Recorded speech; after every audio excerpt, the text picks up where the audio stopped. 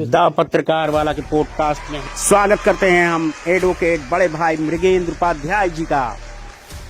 तालियों की गड़गड़ाहट रुकनी नहीं चाहिए।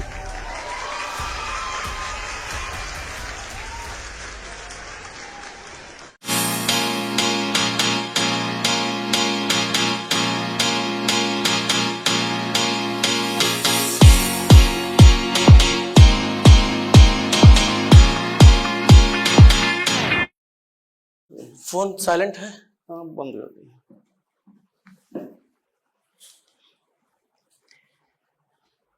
तो ये छोटा सा सेटअप अपना। नहीं, ठीक है, बहुत अच्छा है। धीरे धीरे कम से कम शुरुआत किए हैं बलरामपुर में। जी, माइक सेट कर दो आज कोई। Hello hello.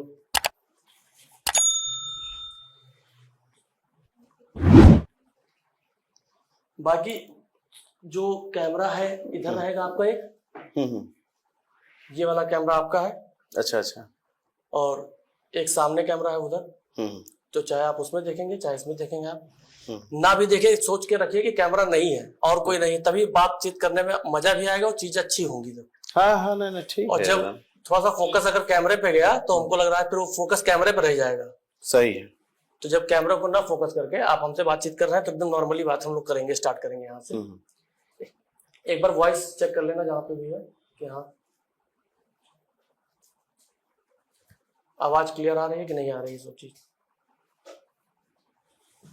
पैर पर पैर रखकर बैठ सकते हैं। हाँ, जैसे भी आप ऐसे पलथी मार के तो कोई दिक्कत नहीं है हमें। अगर कुछ एडजस्ट करना तो कर लीजिए आराम से, कोई दिक्कत नहीं है। ये थोड़ा सा पास में रहेगा तो थोड़ा सा वॉइस और अच्छी जाएगी। अच्छा, और आप सेट कर लो, ऊपर कर दे थोड़ा सा और। नहीं ठीक है। ठीक है भैया, थोड़ा आप देख लो कि बैठे बैठे मैं कपड़ा पड़ा के इधर उधर हुई तो बताए। हाँ, ये सब चीज का ध्यान रखेंगे। इसका ध्यान रखिएगा। बाकी हमार कम रखो लेकिन भैया ज्यादा रखे। आवाज सही है? फैन चलने दे, बंद कर दे। फैन का जैसा इच्छा हो चला, हल्का फुल्का चलने दो। यहाँ रिमोट है। हम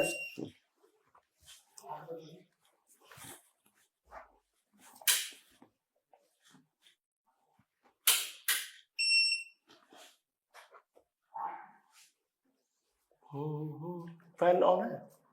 एक तो रिमोट हो गया, फैन वाला दे दो हमें। जैसे मान लो कभी लगा तो धीरे तेज कम।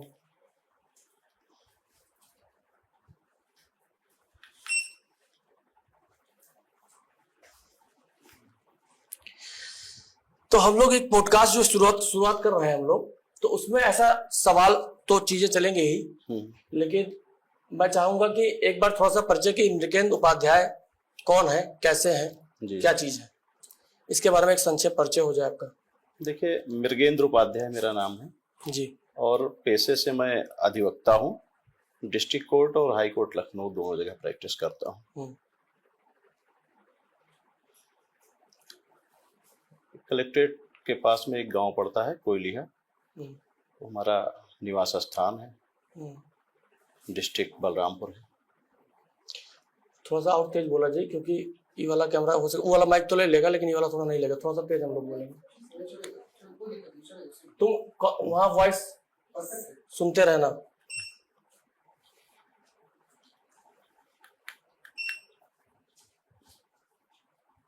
ठीक है, चल रहा है सही सब। तो कैमरा ऑन हाई है पहले से ही। हम लोग ऐसे बात करना शुरू। इससे पहले हम लोग क्या करते थे कि जब कोई गेस्ट आया तो फिर ये हुआ बैठ गया, अब हुआ एक्शन, अब उसके बाद शुरू हुआ इंट्रो, उसके बाद फिर शुरू हुआ। तो बहुत फॉर्मल लगा था कि अच्छा हो लगा था कि अब ऑन होगा, अब सजग हो जाओ, सजग हो। तो अब इस बार का मैंने सोचा कि ये सजग वाला ये सब चीज कॉन्सेप्ट खत्म, एंट्री से ही स्टार्ट है। जब तक आप एग्जिट करेंगे तब तक कैमरा ऑन रहेगा, जिससे कुछ पेनिंग ना हो कि हाँ कैमरा ऑन है कि नहीं। ना, बिल्कुल बिल्कुल। बाकी मूवी वगैरह का देखने का शौक रखते हैं कि नहीं? देखिए, मूवी वगैरह तो देखे हैं लेकिन बहुत काफी समय हो गया है छोड़े हुए। जब प्रैक्टिस में आए तो कभी अवसर नहीं मिला जल्दी। लास्ट कोई मूवी याद नहीं है कब देखा था आपने? लास्ट में तो अभी एक जल्दी ही मूवी देख लिए थे, लखनऊ गए थे चूंकि, तो समय भी था और रुकना था हमको, तो वहाँ एक ही आई थी ना, धुरंधर। अच्छा, बहुत बेहतरीन, सही। हाँ, तो उसको देख लिए थे। फिर काफी समय बाद देखे थे, उसके बाद फिर देखना नहीं पाया। अच्छा, गाने वाने का भी शौक रखते हैं पर्सनली, अगर कोई जानना चाहे आपके बारे में कि गाने का शौक रखते हैं? ना ना, बिल्कुल गाने का बिल्कुल कतई शौक नहीं। सुनने का भी शौक नहीं है? न सुनते भी नहीं है। अब ऐसा नहीं है कि मतलब कोई सामने बजने लगे तो हम कान थोड़े बंद कर लेंगे, लेकिन सुनने का ऐसा कोई शौक नहीं। कान नहीं, मतलब कि शौकिया पे आदमी जब कहीं निकलता है गाड़ी से तो गाना वगैरह सुनता है? हाँ नहीं, गाड़ी से चल रहे हैं, लंबी ड्राइव है तो सॉन्ग निश्चित है, भजन वगैरह भी लग गए, कभी कभी फिल्मी गाने भी लग गए तो उसको हम लोग सुन लेते हैं।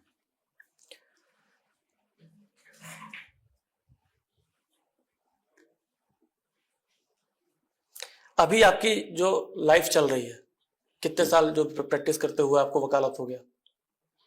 देखिए, रजिस्ट्रेशन हमारा 2015 का है और लगभग 10 वर्ष हो गए हैं प्रैक्टिस के। किस तरह की अभी आप लाइफ चल रही है आपकी? एकदम परफेक्ट चल रही है। आपके हिसाब से मतलब? क्रिमिनल देख रहे हैं। अच्छा, बलरामपुर में? हाँ, बलरामपुर देखते हैं, अगर मिल गया तो हाई कोर्ट भी कर देते हैं। जैसे स्कूलिंग आपने बलरामपुर से ही किया होगा? हाँ, बलरामपुर से ही किया। हाई स्कूल भी बलरामपुर देवी आरती से, उसके बाद में इंटर एमपीपी इंटर कॉलेज से, बीए एमएलके से। उस समय एमपीपी इंटर कॉलेज की स्थिति क्या रही, पढ़ाई वगैरह? जो जैसे आज के टाइम पे माना जाता है कि किसी को बता दो कि कहाँ पढ़ा था, एमपीपी में, तो बड़ा हीन भावना से देखते हैं लोग। उस समय भी ऐसा ही था जब आप? नहीं, पढ़ाई थी, क्लास हम लोग लेते थे। अब पढ़ने वालों के लिए तो क्लास था, और जिनको नहीं पढ़ना है उनके लिए तो कोई क्लास नहीं है। आपकी स्थिति, वर्तमान स्थिति तो नहीं बता सकते हैं। इंटर के बाद फिर क्या किया? इंटर के बाद फिर बीए किया। कहाँ से? एमएलके से। अच्छा, ये एमएलके से। फिर बीए के बाद एलएलबी? बीए के बाद लॉ किया, अवध यूनिवर्सिटी। कॉलेज कौन सा था एलएलबी का? अवध यूनिवर्सिटी अवध कैंपस ही था, फैजाबाद साकेत आई थिंक ना। हाँ। उसके बाद फिर आप तो लॉ, जैसे इंटर किया आपने, फिर उसके बाद बीए किया, तो लॉ ही आपने क्यों चूज किया कि हाँ लॉ करना है, एलएलबी करना है और इसमें ही अपना करियर बनाना है? देखिए, उसके पीछे तो रीजन था। असलियत में हमारा जीवन पूरा संघर्ष भरा था। हम कॉलेज में गए, उसके बाद में अपनी जो टीम थी, मित्र थे, तो उसमें तमाम प्रकार के संघर्ष सामने आए। जैसे विद्यार्थी काल से ही बलबीर सिंह जी आए थे, जिला प्रचारक आरएसएस के, तो उन्होंने हमको विद्यार्थी विस्तारक बनाया। ओटीसी द्वितीय वर्ष प्रशिक्षित हैं हम। तो वहीं से जो है, अब चूंकि उसमें गए तो संघ का कार्य, वर्क, उसके बाद में योगी जी ने अब हिंदू युवा वाहिनी बनाया।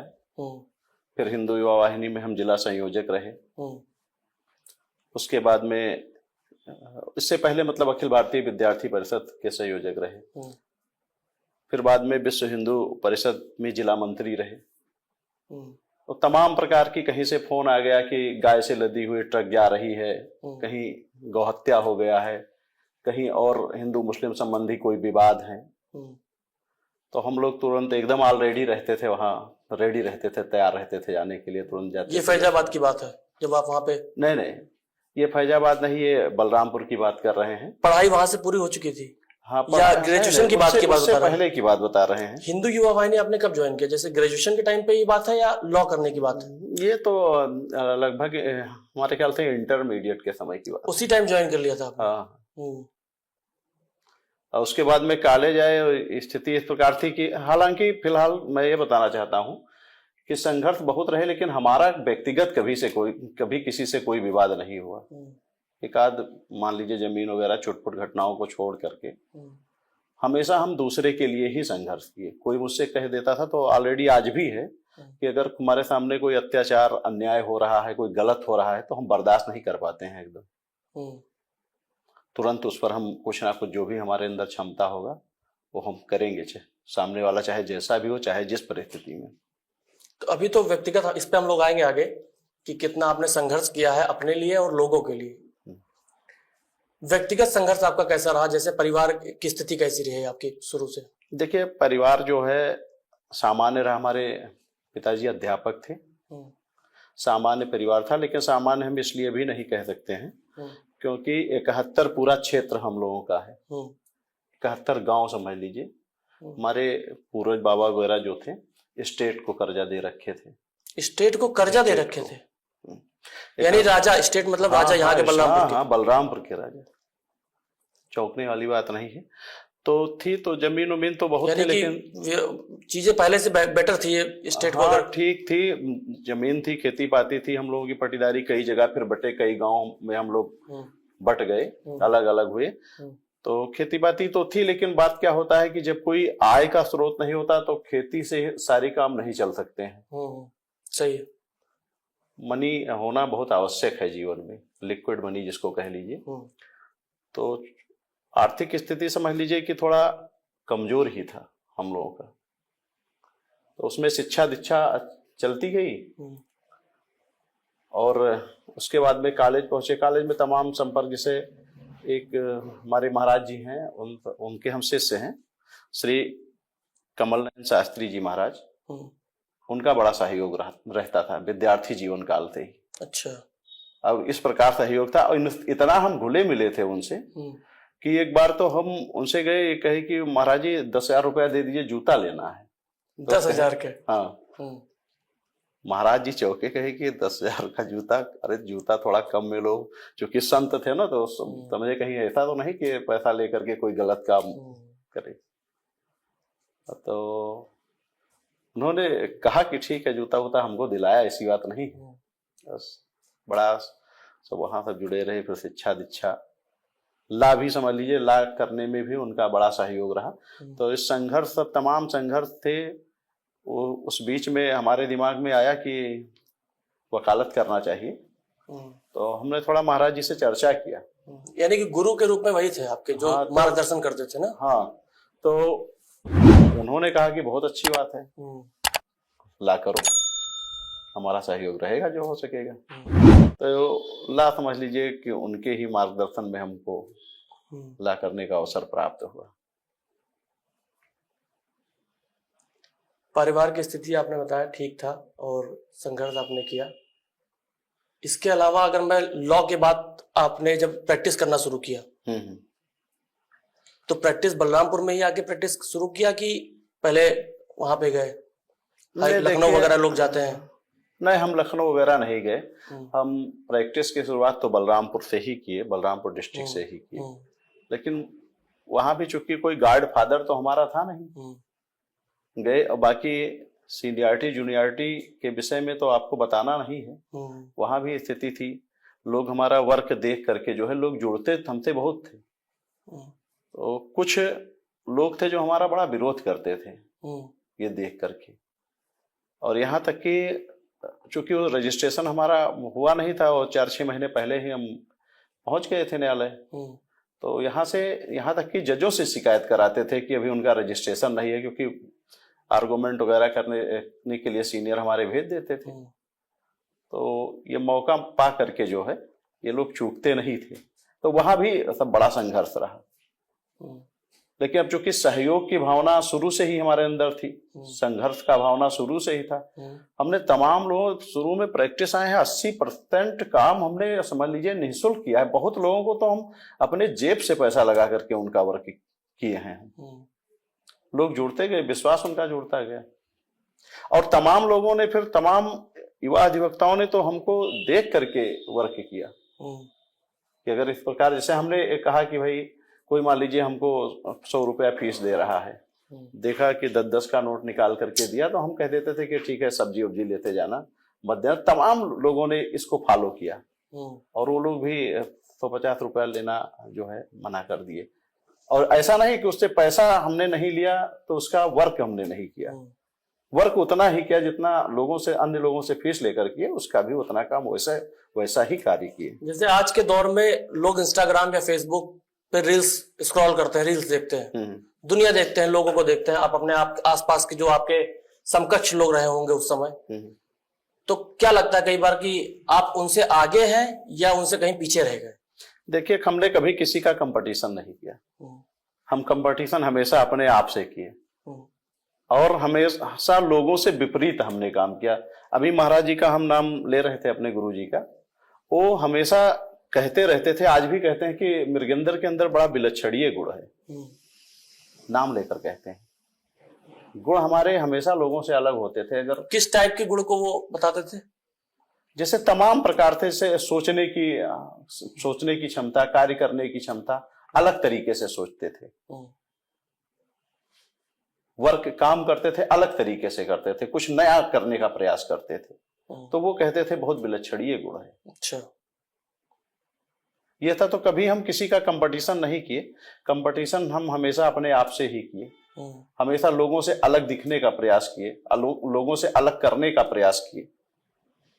परिवार में कई बार आप बड़े हैं या बड़े छोटे?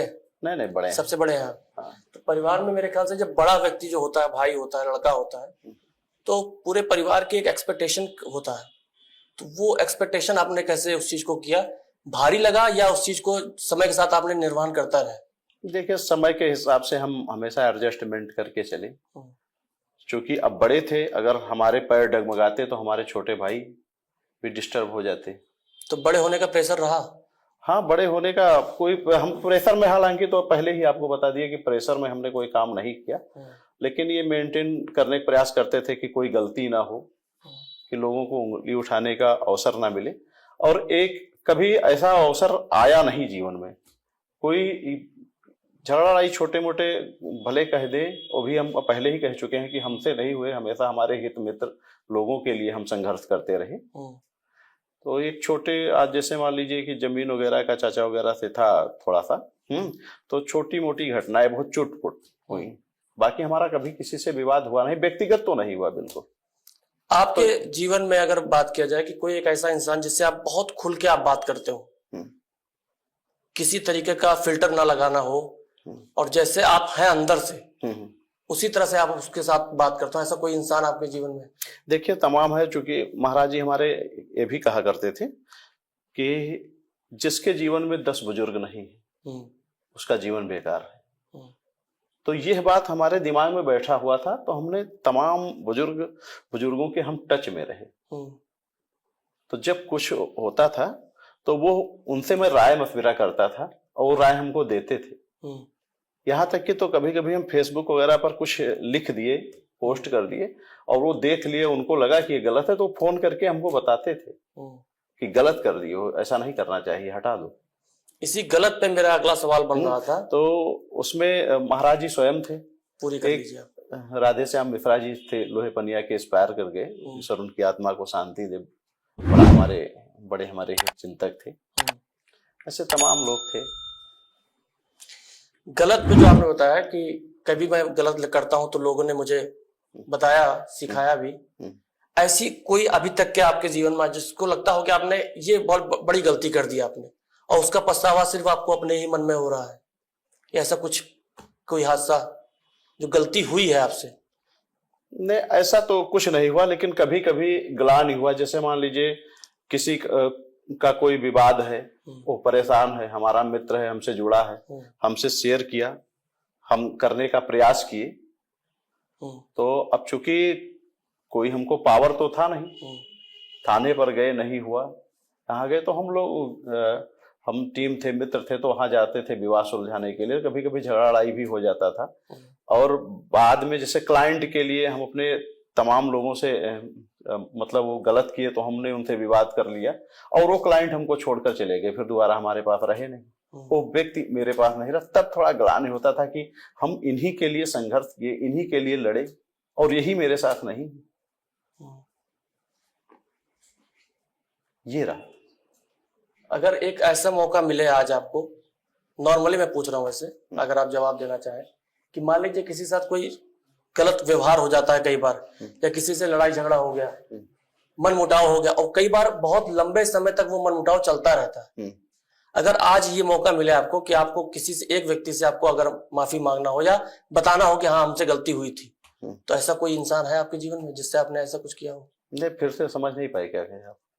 जैसे मान लीजिए मेरा आपसे बढ़िया संबंध, किसी मुद्दे पे हमारा आपका मनमुटाव हो गया, गलती भले ही आपकी रही हो, ठीक, मनमुटाव हो गया, अब वो गैपिंग कन्वर्सेशन, जो गैप होता है वो बढ़ता चला जाता है। तो कई बार लगता है, ये मैं आपके प्रोफेशनल जीवन से रिलेटेड नहीं पूछ रहा हूँ, व्यक्तिगत जीवन से रिलेटेड पूछ रहा हूँ, तो कई बार लगा कि फिर से बात करना चाहिए, या जो हो गया हो गया, देखिए, हमको अपने लोगों से कुछ कहने में और अपने लोगों से माफी मांगने में तनिक भर संकोच नहीं होता है।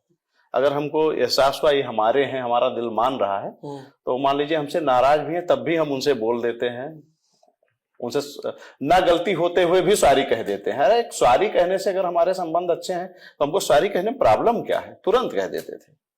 इससे रिश्ता आप मानते हैं मजबूत होता है। और हाँ, जैसे मान लीजिए एक चीज का हम भी आभास किए, जैसे 100 लोगों का मान लीजिए सहयोग किए तो 70-80 लोग गलत, लेकिन 20 तो मर्दराज निकले उसमें, तो 20 तो हमारे साथ है ही हैं और मजबूती से खड़े रहते हैं। अगर आज के समय में आपको अपने पूरे कार्यकाल में किसी एक चीज पर गर्व करना हो कि हाँ मुझे फक्र है अपने चीज पे, इस चीज को मैंने जो किया, तो ये प्रोफेशनल जो आप हैं उसको करेंगे या किसी और चीज को, या कोई ऐसा मदद या किसी के साथ ऐसा कुछ काम के जिस पे लगाओ कि ये मैं कर सकता था, मुझे गर्व है अपने पे? तमाम चीजें हैं, तमाम चीजें हैं। एक हो तो बता दें, छोटी छोटी चीजों पर हम, यानी जो असहाय है उनको मदद करने में आपको ज्यादा गर्व, मुझे लगता है गौरवान्वित। कभी गर्व वाली बात फीलिंग आती नहीं है, लेकिन जैसे मान लीजिए रास्ते जा रहे हैं या कहीं गए किसी पर्यटक स्थल पर, देखे कि कोई चप्पल नहीं पहना है, गर्मी का मौसम है, तो अगर आसपास दुकान है तो चप्पल उसको दे दिए खरीद कर। या हमको लगा कि खाना खा रहे हैं, कोई आकर पैसा हमसे कहा, कई बार लोग पैसा मांग देते हैं, तो पैसा नहीं देते तो उनके देते खाना खिला दो इनको, खरीद कर भी। तो ये छोटी छोटी चीजें हैं, कहने की बात नहीं, कहना भी नहीं चाहिए, लेकिन अब चूंकि आप ऐसा सवाल मैंने पूछ लिए तो हमको बताना पड़ रहा है। ये इसलिए मैं इसलिए पूछ रहा हूँ सर, कि आज के टाइम पे अगर इस चीज की बात नहीं किया गया कि लोगों की मदद करना है, लोगों की हेल्प करना है, तो कहीं ना कहीं ये सारी चीजें बहुत पीछे होती जा रही है पूरा एकदम भर में। तब एक इस समय तो हम एक नए परंपरा की शुरुआत कर रहे हैं। जैसे लोग शादी विवाह या किसी मांगलिक कार्यक्रम में जाते हैं तो लिफाफा देते हैं, बिल्कुल ठीक है।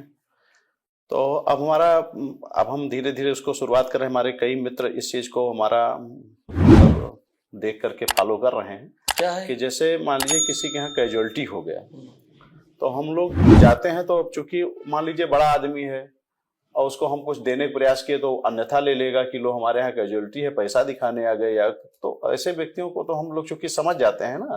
लेकिन बाकी लोगों के यहाँ जैसे मान लीजिए दे दिए तो ये कहकर देते हैं कि ये जो है मान लीजिए 13वें संस्कार में उपयोग कर लीजिएगा, या ब्राह्मण को या महापात्र को कह करके इस प्रकार एक सहयोग की भावना की धीरे धीरे फैलती जाएगी, तो लोगों का इसमें सहयोग की भावना बनेगी।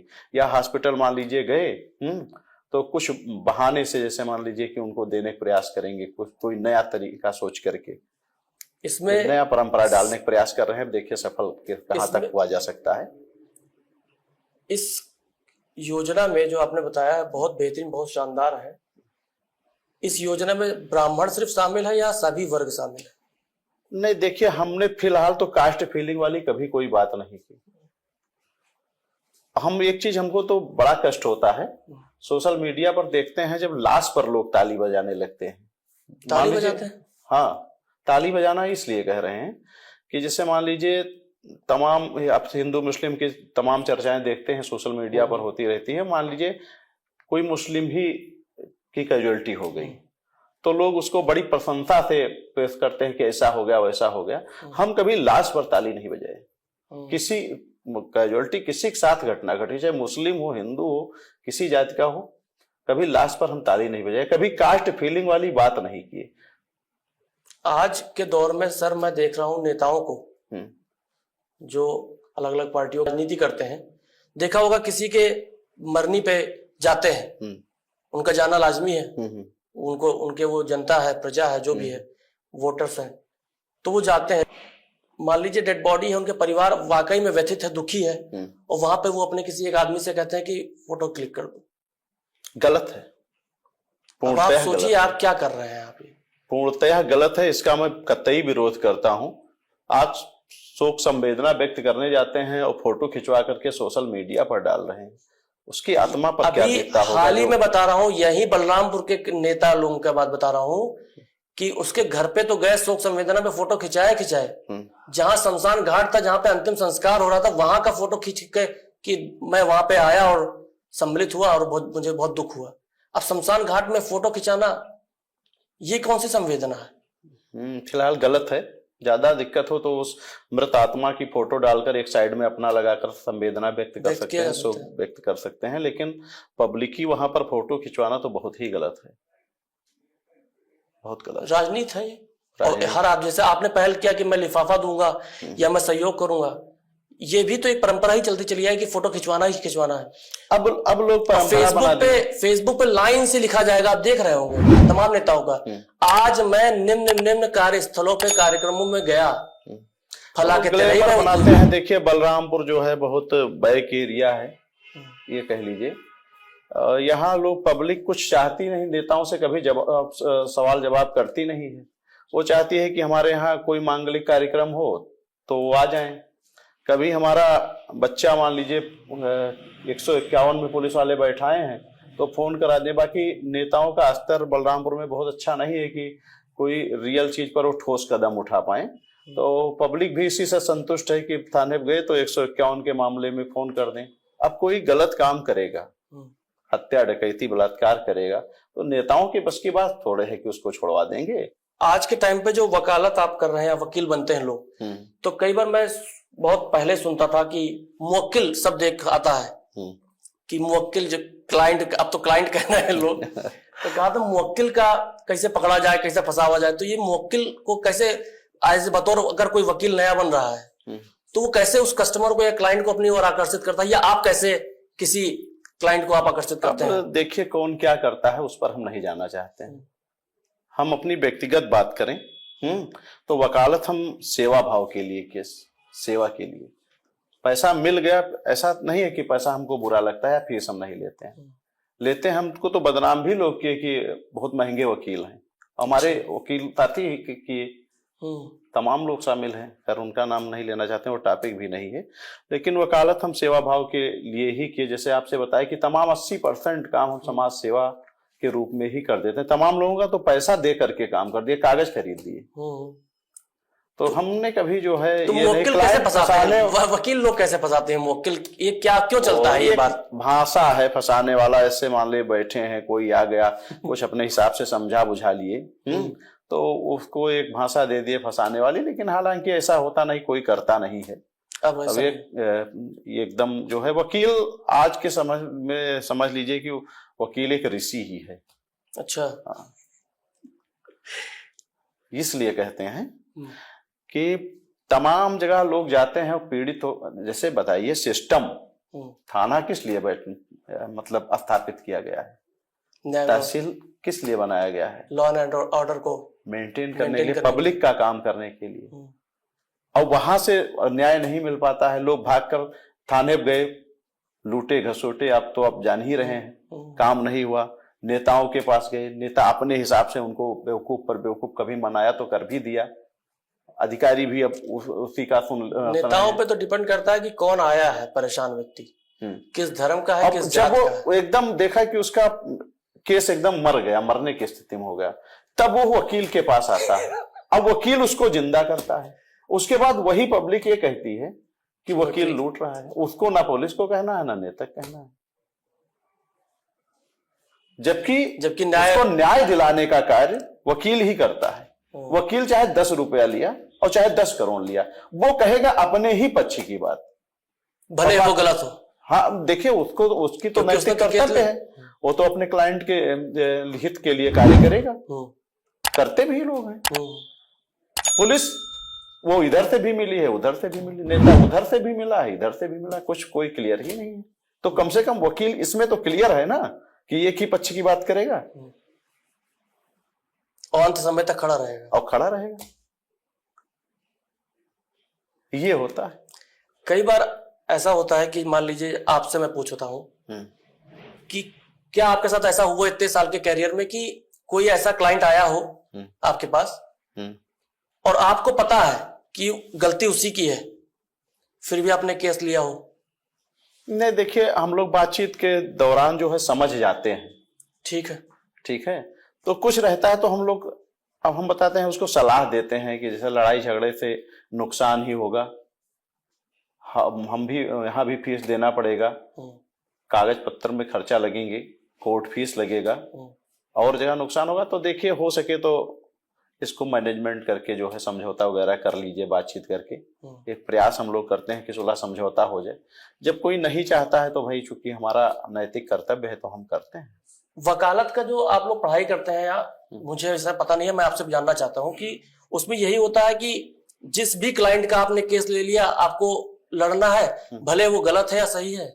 नहीं, देखिए, अधिकतर ये नहीं कहा सकते हैं, चुटपुट अपवाद वाली बात हो सकती है, क्योंकि क्लाइंट जो कहता है हम लोग उसको विश्वास में लेकर के कार्य करते हैं। उसको हम लोग गलत राय नहीं देते हैं। जैसे एक फैशन लोग बना लिए हैं तिल का तार बनाने वाला, मिसगाइड नहीं करते हैं, जैसे गलत सलाह नहीं देते हैं कि अगले के प्रति उसको भड़का दें, ऐसा कर दो, वैसा कर दो, ये लिखा दो, वो लिखा दो, ये सब हम लोग नहीं करते हैं। लेकिन होता तो है यही समाज में। अब होता होगा कई सारे, देखिए, अब जो लड़कियों के पक्ष में ज्यादा मामले आ जाते हैं, पुरुषों के पक्ष में मामले नहीं जाते हैं, और जबकि वकील भी जान रहा है, जज भी जान रहा है। नीचे से लेकर ऊपर तक लोग एक नैरेटिव सेट कर रखे हैं कि महिलाओं के प्रति अपराध अधिक होते हैं।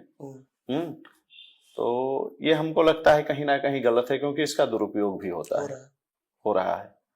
तो ये मानकर काम नहीं करना चाहिए। मान लीजिए कोई न्यायाधीश है, उस कुर्सी पर अगर वो बैठा है तो उसको देखना चाहिए कि क्या सही है क्या गलत है। लेकिन एक नैरेटिव सेट हो गई है कि वही मान लिया जाता है कि महिला कह रही है तो सही है। तो अगला सवाल ये रहेगा कि जैसे मान लीजिए आपको न्यायालय में इतने समय काम करते हो गया, आपके समझ में न्यायालय की जो व्यवस्था आज के समय में अपने भारत देश में है, वो किस तरह से आप उसको देखते हैं? जब भी कई बार देख रहा होगा आपने, बहुत से छोटे छोटे मामले हैं और उसकी सुनवाई या उसको फाइनल होते होते बहुत समय लग जाता है और लोग झेल रहे हैं बहुत सालों से। तो कहीं ना कहीं इस न्याय व्यवस्था को आप किस तरह से देखते हैं? देखिए, आज की अगर हम न्याय व्यवस्था की बात करें तो आज न्याय कम ही हो रहा है। आज लोग नौकरी कर रहे हैं, वो भी डरे हैं, चाहे किसी दबाव में, ऊपर दबाव हो, वैसा भी हो कि वो सामने नहीं आई। लेकिन वो अगर ऐसा करते हैं तो हमको कहीं ना कहीं लगता है कि वो नौकरी को ध्यान में रखते हुए कार्य करते हैं, तो इसलिए सही न्याय कर नहीं पाते हैं। कभी कभी हम लोगों के सामने ऐसा आ जाता है। नौकरी किसको कह रहे हैं आप? जज? हाँ, जज नौकरी कर रहा है, मतलब न्याय वही देगा ना, न्यायाधीश तो हम लोग जज को ही मानते हैं ना। तो आज के समय पर वो ये मानकर चलिए कि वो नौकरी कर रहा है, न्याय तो बहुत मुश्किल है। पहले तो हम शुरू में आए थे, उनका नाम नहीं याद आ रहा है, मजिस्ट्रेट थे, उनके सामने एक बुजुर्ग व्यक्ति को जो है क्या कहते हैं, गैंगस्टर जो क्या इसमें लेकर पुलिस वाले चले आए थे। नहीं, गैंगस्टर नहीं था, शायद चोरी का मामला था, चोरी का था। तो उन्होंने तुरंत उसको डांट कर फाइल फेंक दिया, कैसे कर लाए, नहीं लेंगे रिमांड, जाओ सही करके लाओ। बुजुर्ग एकदम थर कांप रहा था, ठंडी मौसम था। अब आज पुलिस वाले कुछ भी लिख कर लेकर चले जाएं तो मजिस्ट्रेट हिम्मत नहीं कर पाता है कि कह दे कि ये गलत है या सही है। अब क्या दबाव है, ईश्वर जाने। वकीलों का वर्चस्व बढ़ा है कुछ समय में, इधर कुछ सालों में, या घटा है? क्योंकि कई सारे मामले जब होते हैं, आपने देखा होगा, तो एकजुटता बहुत दिखाई पड़ती है वकीलों में। देखिए, जहां तक वकीलों के वर्चस्व के बढ़ने घटने की बात है, वहां हम ये कहना चाहते हैं कि वकील जो है आंदोलन तभी करता है जब कुछ गलत होता है। अगर गलत नहीं होता है तो वकील चूंकि पढ़ा लिखा व्यक्ति है और विधि का जानकार है, तो वो जानबूझ करके गलत करता नहीं। लेकिन मान लीजिए किसी के साथ कुछ गलत हो गया, शासन प्रशासन नहीं सुन रहा है, तो वो आंदोलित हो जाते हैं और एक हो जाते हैं। तो अब इसको जिस दृष्टि से लोग देखना चाहें उसमें देख सकते हैं, लेकिन फिलहाल यहाँ तक हम मानते हैं कि अधिवक्ता आंदोलन कर रहा है तो सही कर रहा है। अपने ऊपर जब उसके ऊपर पीड़ा होती है, कई बार आपने देखा, तो ये एकजुटता ज्यादा दिखाई पड़ती है। अगर किसी भी देश, पूरे देश की बात कर रहा हूं, अगर किसी भी कोने में एक वकील के ऊपर कोई भी आंच आता है तो एकजुटता बहुत, और ये अच्छी चीज लगती है मुझे कि हाँ ठीक है। नहीं, देखिए, हम अपने लिए ही नहीं, हम समाज के लिए भी, समाज में भी कई बार ऐसा आंदोलन हुआ है, अधिवक्ताओं ने किया है।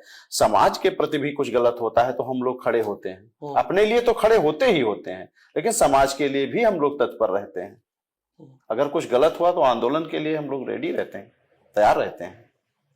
इस पे आप क्या कहेंगे कि जो प्रशासन है वो कहीं ना कहीं वकीलों के इस वर्चस्व या एकजुटता से उसके अंदर भय है कि बवाल बहुत ज्यादा बड़ा हो जाएगा? प्रशासन के विषय में तो एकदम स्पष्ट कहना है, नीचे से ऊपर तक सब भ्रष्ट हैं। और इनको वकील से इसलिए प्रॉब्लम होती है क्योंकि ये अपने मनमाफिक बात करते हैं। जैसे मान लीजिए थाने कोई मामला पहुंचा तो अपने हिसाब से समझाते हैं, अपने हिसाब से लेन देन करते हैं।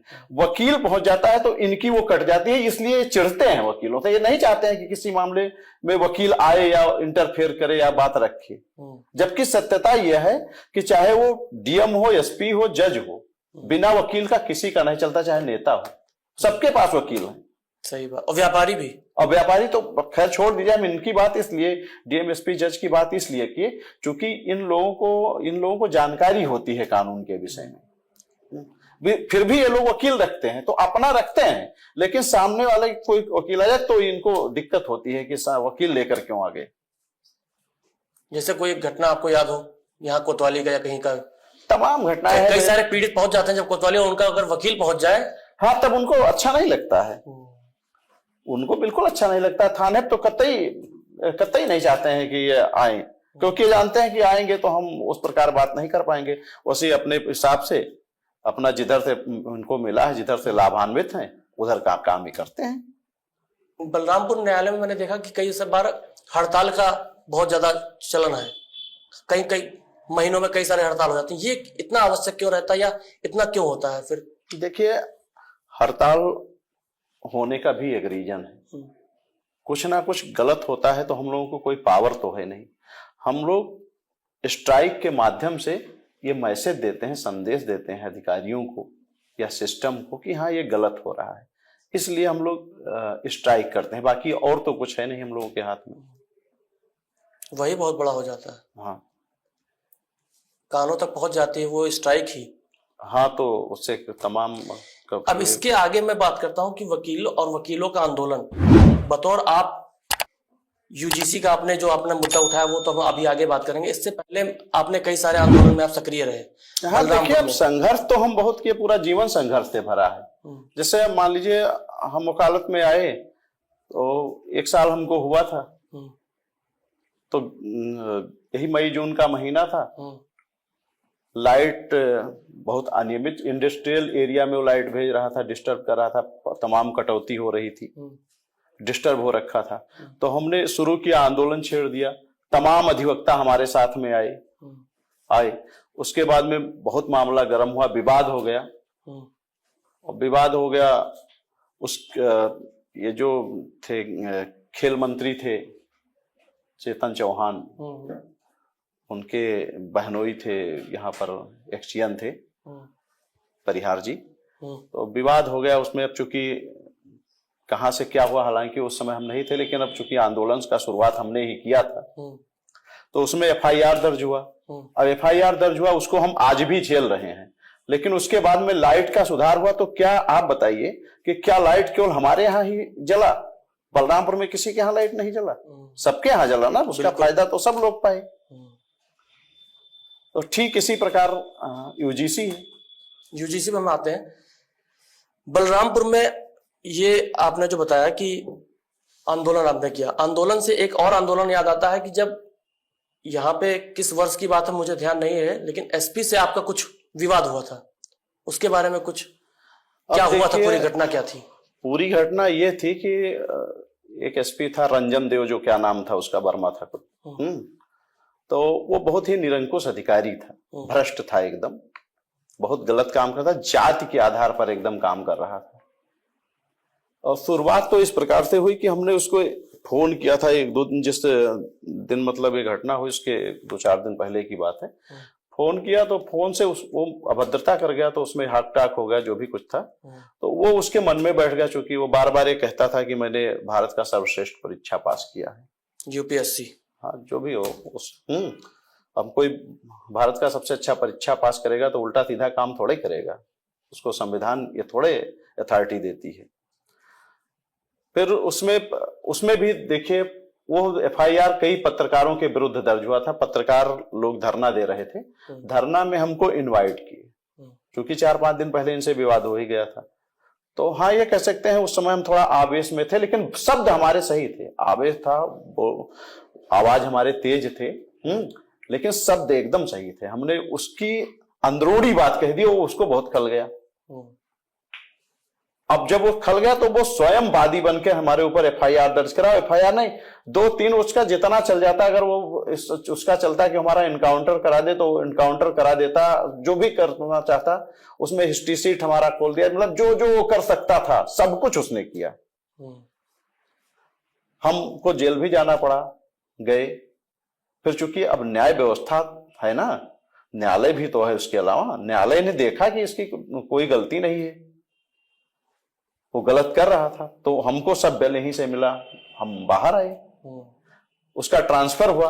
अब जब ट्रांसफर हुआ तो रिलीफ केवल हमको ही थोड़े मिला, जो पत्रकारों के, कई पत्रकारों के विरुद्ध एफआईआर हुए थे उसमें एफआईआर लगे, तमाम लोग निर्दोष, इधर उधर जो जातिवाद वाली भावना खत्म हुई, तमाम काम हुए। तो देखिए, संघर्ष तो किसी ना किसी को करना ही पड़ेगा, आवाज तो उठाना ही पड़ेगा।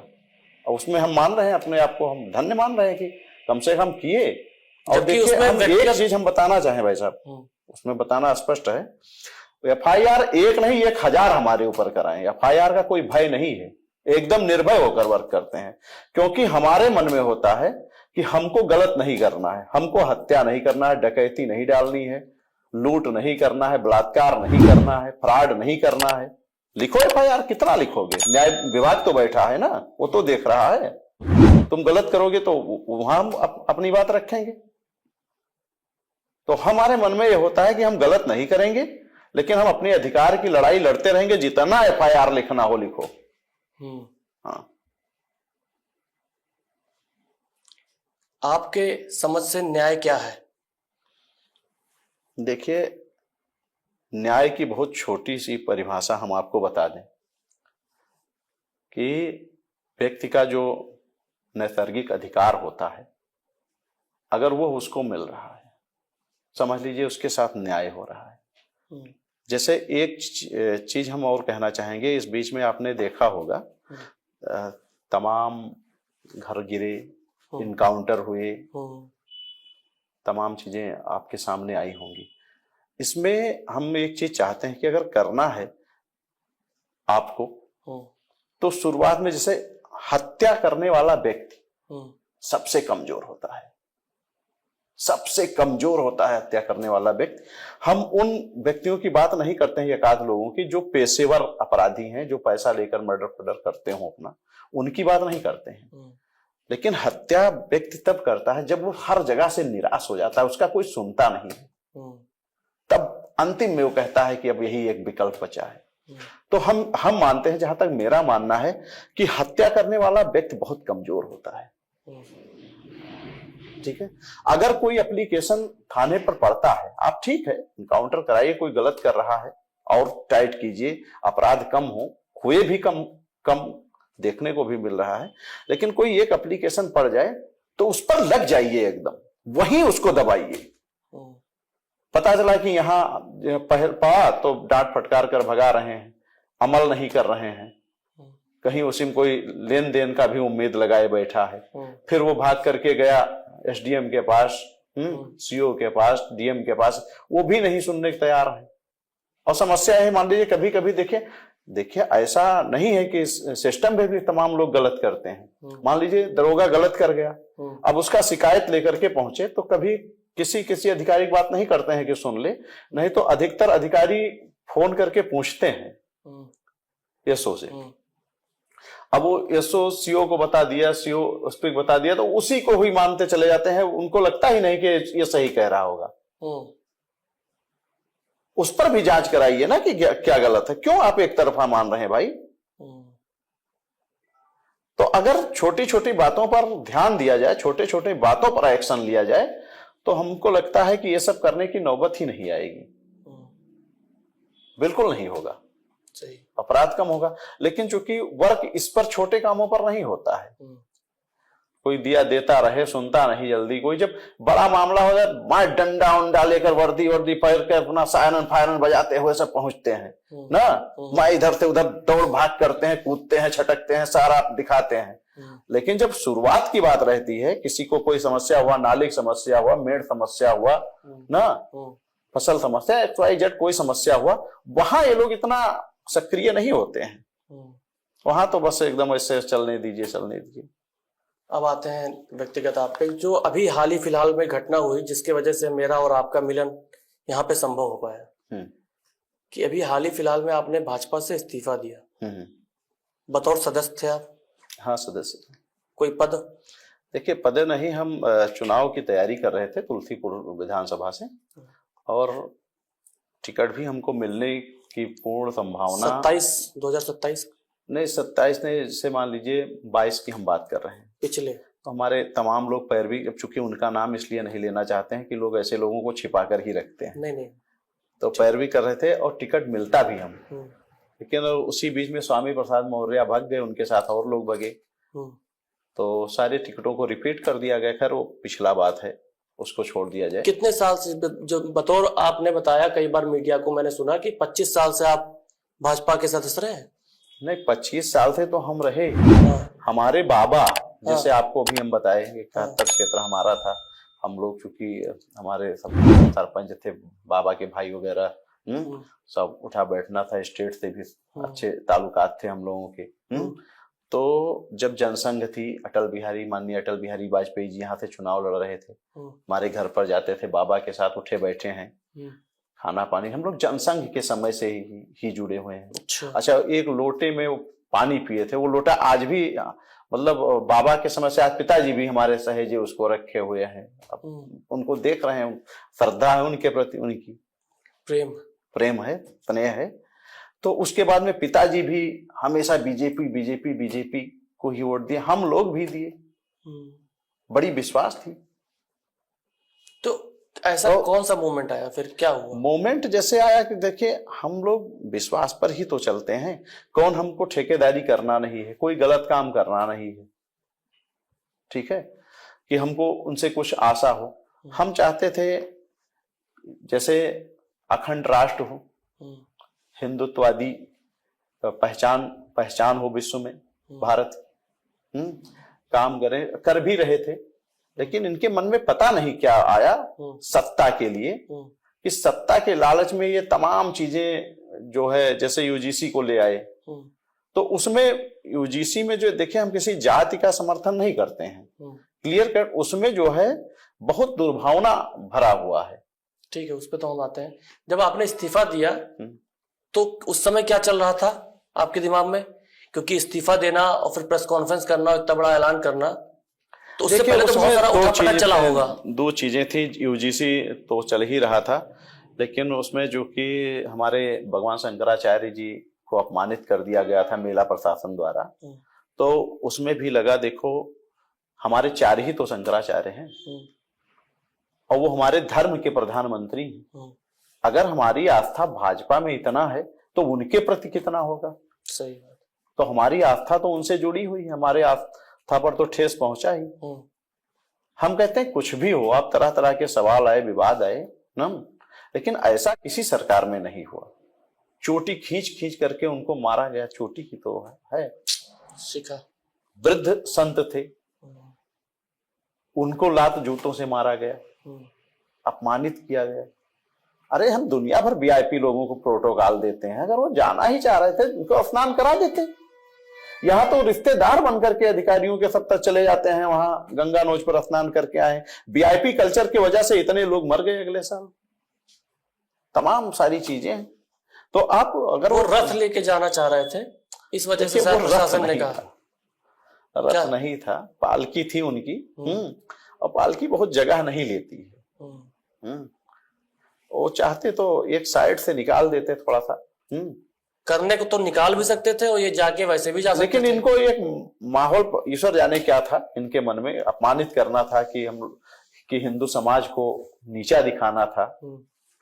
हम उनका अपमान, मतलब हम समझ रहे हैं कि भगवान शंकर का अपमान है, बद्रीनाथ का अपमान है।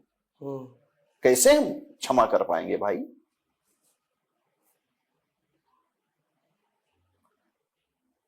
हम देखे जब कोई नहीं था, जैसे आपसे बताया इतने दिन से जुड़े हैं, इतना संघर्ष तमाम बार थानों पर गए हैं।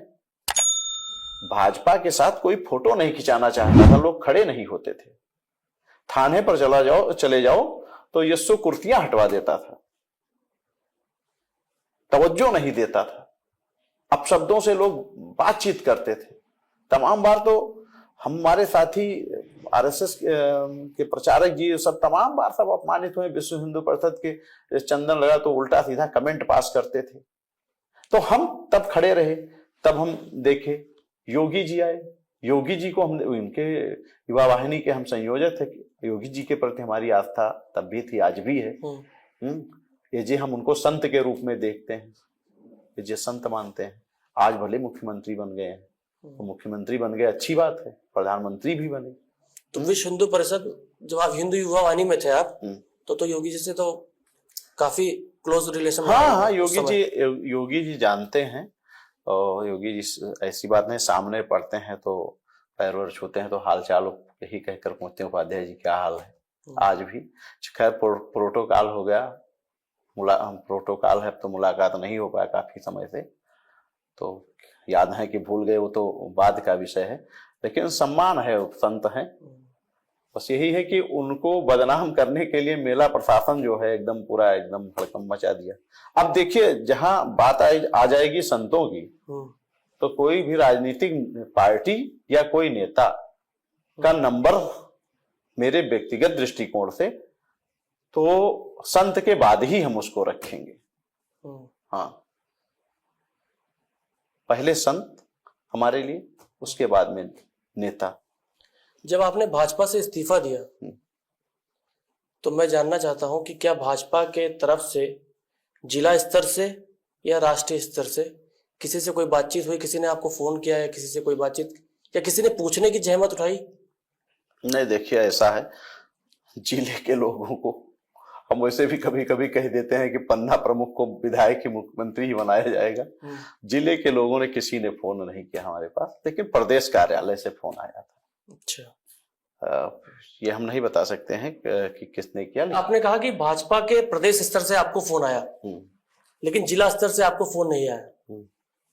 अगर जिला स्तर पे बात किया जाए तो भाजपा के जो अध्यक्ष होते हैं वही मेन होते हैं बड़े लेवल पे, रवि मिश्रा जी, उनके तरफ से कोई मामला या कोई फोन आपके तरफ से नहीं आया कि हाँ ऐसा क्या स्थिति उत्पन्न हुई कि आपने इस्तीफा दिया? और जबकि वो इस्तीफा पूरे जिले में वायरल हुआ, मीडिया लोग कवर किए, सारे लोग लगातार, तो एक बार बोलने और बात करने की भी जहमत किसी ने नहीं उठाया? यहाँ के जो विधायक भी हैं भाजपा के, मैं उनसे भी यही सवाल करूंगा कि 25-30 साल से आदमी जो पूरा परिवार या 1-2 पीढ़ी भाजपा को दे दिया हो और आज वो इस्तीफा दे रहा है, तो उस पर किसी का कोई सवाल नहीं हुआ?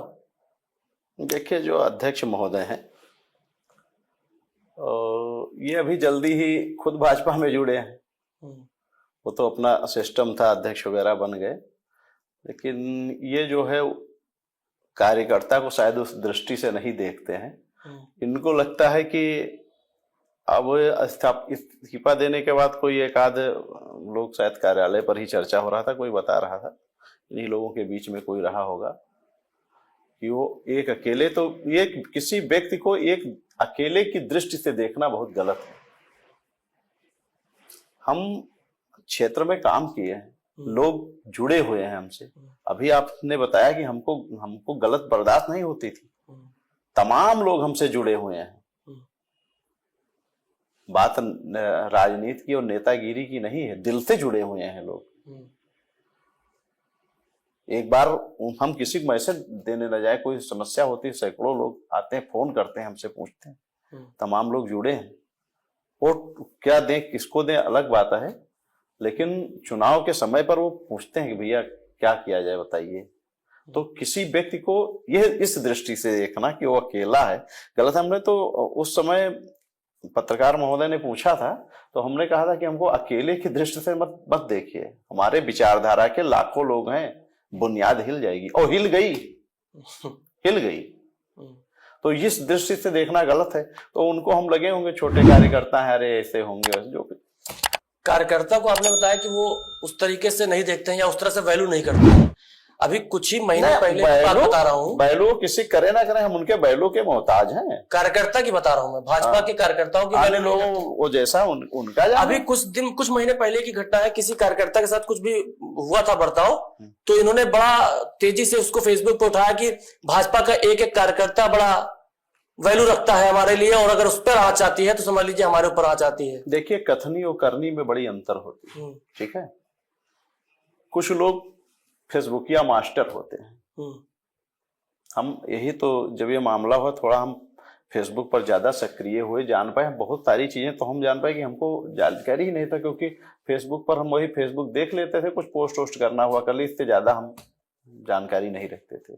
तो कुछ लोग फेसबुकिया मास्टर होते हैं, तुरंत वो लिख दे, जमीन स्तर पर कुछ नहीं होते हैं, शून्य। आंदोलन सब फेसबुक पे हुई, वो सारा आंदोलन उनका फेसबुक पर ही चलेगा, फेसबुक पर वो सबको जो भी देना है दे दिए, सम्मान अपमान सम्मान, ये कह लीजिए दूध पूत जो भी देना हो वो फेसबुक पर दे दिए, रियलिटी में नहीं।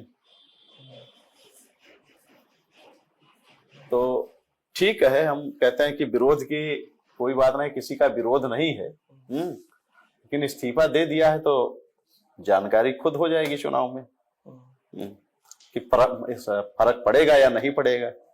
इस्तीफा के बाद अगला प्लानिंग क्या है आपके दिमाग में? देखिए, अभी कोई प्लानिंग नहीं है, अभी हम स्वतंत्र हैं और स्वतंत्र अभी कुछ दिन रहेंगे, बाद में देखा जाएगा क्या मूड बनता है, कैसे क्या कोई अन्य राजनीतिक पार्टी जो नहीं। देखिए, अभी हम किसी के ना संपर्क में है, ना किसी से हमने संपर्क करने के लिए। भविष्य में अगर कांग्रेस से या सपा से आपको मौका मिलता है तुलसीपुर के लिए, तो क्या आप उनके साथ जाना चाहेंगे?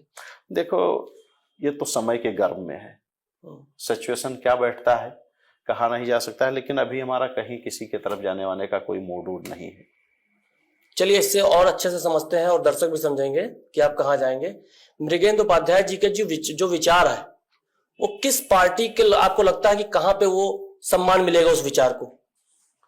देखिए, जहां तक मेरा मानना है, बहुत क्लियर कट है, किसी भी पार्टी, क्योंकि सभी भारत के सभी पार्टियों की हम बात कर रहे हैं, चाहे वो भाजपा हो, चाहे सपा हो, चाहे कांग्रेस हो, चाहे बसपा हो, या XYZ जो भी पूरी पार्टियों की बात कर रहे हैं, सबका सिर्फ मात्र एक उद्देश्य है कि किसी ना किसी प्रकार से सत्ता हथियाना, कुर्सी मिल जाए।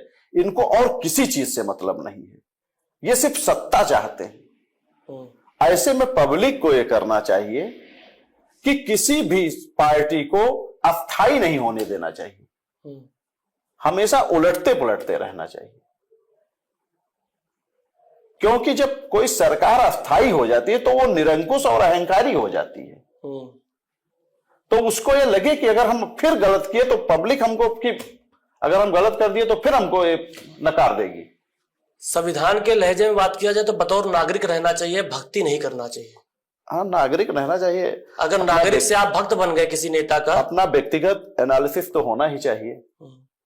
हम इतने मूर्ख थोड़े हैं कि मतलब आंख बंद करके किसी पर भरोसा कर लेंगे। हम देखेंगे गलत सही क्या सही हो रहा है, चल रही है इस समय, चल रही हो, हम तो कभी नहीं, हम तो गलत सही, भाई हम वोट आपको दे रहे हैं तो सवाल तो हम आपसे करेंगे ना कि आप गलत कर रहे हैं सही कर रहे हैं, तो देशद्रोही हो जाएंगे। उनकी इच्छा, अगर उनको लगता है कि वो हमको उनके सर्टिफिकेट के हम मोहताज हैं तो हमको सर्टिफिकेट दें, और उनके कहने से हम देशद्रोही हो जाएंगे। देश का प्रत्येक व्यक्ति देश के लिए उतना ही उपयोगी है जितना सब है। आपको क्या लगता है कि जो सड़क के किनारे जो जूता चप्पल मोची जो जूता चप्पल सिल रहा है वो देश का सेवा नहीं कर रहा है? वो भी देश का सेवा कर रहा है। अध्यापक देश का सेवा नहीं कर रहा है, वो भी देश का सेवा कर रहा है। वकील देश का सेवा नहीं कर रहा है, वो भी देश का सेवा कर रहा है। इंजीनियर देश का सेवा नहीं कर रहा है, वो भी देश का सेवा कर रहा है। आर्मी सेना देश का सेवा नहीं कर रहा, सब देश के सेवा कर रहे हैं। हर प्रत्येक व्यक्ति देश का सेवा कर रहा है और देश के लिए सभी व्यक्ति महत्वपूर्ण है, उपयोगी है। जितने ये नेता है उतने वो भी। नेता क्या है, नेता तो लूट घसोट में इस समय फंसे हुए हैं। तो सारी सुविधाएं तो सरकार नेताओं को ही ज्यादातर देती है। ये दुर्भाग्य है, दुर्भाग्य। इतने VIP हो गए हैं, सारा प्रोटोकॉल के नाम पर, इसके नाम पर, उसके नाम पर लूट घसोट मचा रहे। अरे कोरोना काल में ये मेज थपथपा करके अपना क्या कहते हैं वेतन बढ़ा लिए। अच्छा, इनको वेतन पर वेतन, वेतन पर वेतन चाहिए। अरे वो बड़े गर्व से कहें, बड़े बड़े नेताओं का हमने स्टेटमेंट सुना है कि हम सेवा कर रहे हैं। अरे सेवा के लिए तुम इतने लालाई तो हो, छोड़ दो कि हम नहीं लेंगे अपना तनख्वाह, वेतन नहीं लेंगे, हम निःशुल्क करेंगे सब। अगर भत्ता की बात करने लगी है तो कितनी भत्ताएं मिलती है इनको, तमाम टैक्स नहीं देना है, टोल टैक्स पे इनको गाड़ी वैसे फ्री जाना है, ट्रेन की सुविधा, फ्लाइट की सुविधा, रहना खाना, कितनी सारी सुविधाएं मिलती हैं। बहुत तमाम सुविधाएं मिल रही हैं। संसद के कैंटीन में आप देखिए 5 रुपए 10 रुपए 15 रुपए में आप खाना मिल रहा है, very very VIP, very VIP खाना मिल रहा है। और गरीब मरा जा रहा है। लेकिन अब देखिए, कहना कभी कभी कहना भी चाहिए, कहना पड़ रहा है, ये सब पब्लिक को सोचना चाहिए। लेकिन कैसे उम्मीद किया भाई, 5 किलो राशन को जो विकास समझ रहा है, उससे हम तर्क वितर्क की उम्मीद करें? आप बताइए, उससे हम तर्क वितर्क कर पाएंगे? बस यही चल रहा है देश में। अब देखिए, आप खुद देखिए, अभी आप जाते हैं मार्केट में सामान लेने, फल लेने, सब्जी लेने, और कोई बगल वाला ठेला मान लीजिए आलू टमाटर या सेब 10 रुपया महंगा दे रहा है, तो हम लोग बहुत सिंपल तरीके से कह दे रहे हैं कि लूट रहा है। ठीक है, वो गरीब आदमी 10 रुपया बढ़ा लिया तो लूट रहा है। सांसद विधायक कौन नहीं जान रहा है कि कमीशन लेकर के ठेका पट्टा दे रहे हैं, सिग्नेचर में करोड़ों आ जा रहे हैं, लाखों आ जा रहे हैं, और वही आ जाता है तो हम ही लोग, ये हम बुद्धिजीवियों तक की बात कर रहे हैं कि माला लेकर दौड़ते हैं उनका सम्मान करने के लिए। हम कहते हैं आपको कोई उद्घाटन कराना है, अपने मित्र से कराइए, अपने भाई से कराइए, अपने माँ बाप से कराइए, अपने माँ बाप से कराओ, अपने दोस्त से कराओ, समाज के और संभ्रांत जो समाज के लिए काम कर रहा है उनसे कराओ। गुरु लोग हैं। लेकिन एक फैशन बन गया है कि हमको बुला करके नेताओं से ही कराना है, कराओ। जब नहीं समझ में आ रहा है तो झेलोगे। लाल फीता रिबन वही काटते हैं, काट रहे हैं। जब तो इसलिए इन लोगों को दिक्कत है। मैं इस पे बात करना चाहता था किसी बुद्धिजीवी से ही। आप बताइए, हमने किसी का कोई नुकसान तो किया नहीं। आप भावना से हमारे इतने देर से बात कर रहे हैं, समझ ही गए होंगे। उसके बाद में भी लोग कमेंट कसते रहते हैं, हमको दुश्मन मानते रहते हैं। क्यों? सही बात कह देने की वजह से। जब सत्य कह देते हैं ना, तो सत्य हजम नहीं होता है जल्दी किसी को, ये है। तो एक तो संदेश तो आज दे ही दीजिए कि जब भी कोई नया प्रतिष्ठान किसी को खोलना हो तो मेरे ख्याल से अपने माँ बाप माता पिता से ही उसका उद्घाटन सबसे ज्यादा। अगर मान लीजिए कोई प्रतिष्ठान का उद्घाटन करना कोई चाहता है, कर रहा है, माँ बाप से करवा सकता है, अपने गुरु से करवा सकता है। हम कहते हैं कि पढ़ाई शुरू से, हम कहते हैं यूकेजी से ले लीजिए, यहाँ तक बीए एमए पीएचडी सब किए हैं। किसी अध्यापक होंगे, बुजुर्ग हो गए होंगे, उनको बुला लीजिए, अपने किसी अच्छे मित्र को बुला लीजिए जो आपका शुभचिंतक हो, उससे करवाइए और गर्व से करवाइए। हम देख लीजिए, हमारा पूरा फेसबुक खंगाल लीजिए, एक भी सेल्फी आप नहीं पाएंगे। हम कभी नेताओं के साथ सेल्फी नहीं लेते हैं। संजोग पड़ गया साथ में है तो फोटो खिंचवा लेंगे, ऐसी बात नहीं, लेकिन फोटो के लिए लालायित नहीं रहते हैं कि दौड़ जाए। हम पहले और हमें अपने मित्रों के साथ, अपने लोगों के साथ हम बढ़कर कहते हैं कि आइए आपके साथ फोटो खिंचवा लें, उनके साथ बढ़कर खिंचाते हैं, शेयर कर। आज बड़ा देखते हैं तमाम लोगों का, लोग जिसको ना जानते हैं ना पहचानते हैं उसको बधाई दे रहे हैं, शुभकामना दे रहे हैं।